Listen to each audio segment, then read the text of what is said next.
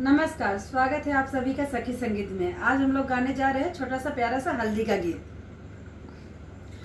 तनिए चाहतावा पसाराए सुंदर दुल्हा ला दे हो, हे सुहाग के हरदी ला दे हो, हे सुहाग के हरदी ला दे हो।